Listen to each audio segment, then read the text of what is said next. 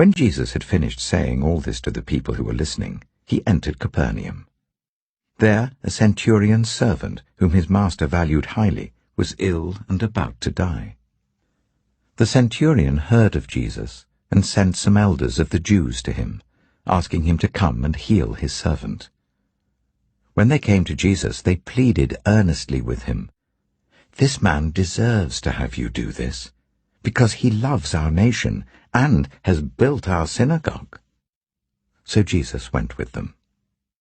He was not far from the house, when the centurion sent friends to say to him, "Lord, don't trouble yourself, for I do not deserve to have you come under my roof. That is why I did not even consider myself worthy to come to you. But say the word, and my servant will be healed. For I myself am a man under authority, with soldiers under me. I tell this one, 'Go,' and he goes, and that one, 'Come,' and he comes. I say to my servant, 'Do this,' and he does it." When Jesus heard this, he was amazed at him, and turning to the crowd following him, he said, "I tell you, I've not found such great faith even in Israel." Then the men who had been sent returned to the house and found the servant well. Soon afterwards, Jesus went to a town called Nain, and his disciples and a large crowd went along with him. As he approached the town gate, a dead person was being carried out, the only son of his mother, and she was a widow, and a large crowd from the town was with her.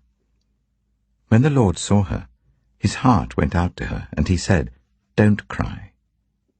Then he went up and touched the bier they were carrying him on, and the bearers stood still. He said, "Young man, I say to you, get up."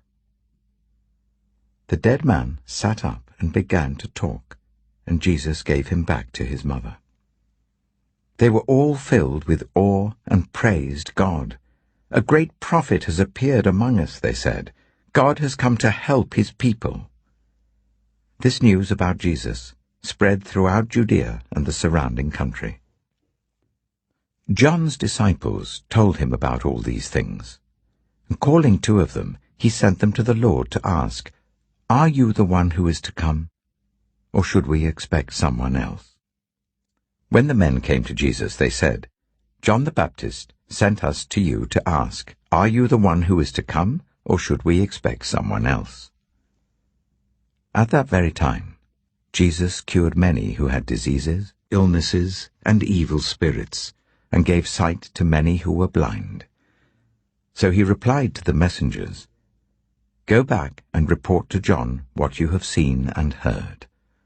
The blind receive sight, the lame walk, those who have leprosy are cleansed, the deaf hear, the dead are raised, and the good news is proclaimed to the poor. Blessed is anyone who does not stumble on account of me."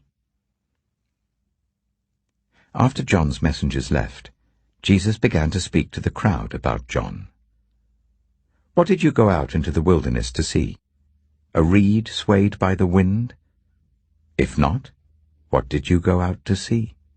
A man dressed in fine clothes? No, those who wear expensive clothes and indulge in luxury are in palaces. But what did you go out to see? A prophet? Yes, I tell you, and more than a prophet. This is the one about whom it is written, 'I will send my messenger ahead of you, who will prepare your way before you.' I tell you, among those born of women there is no one greater than John.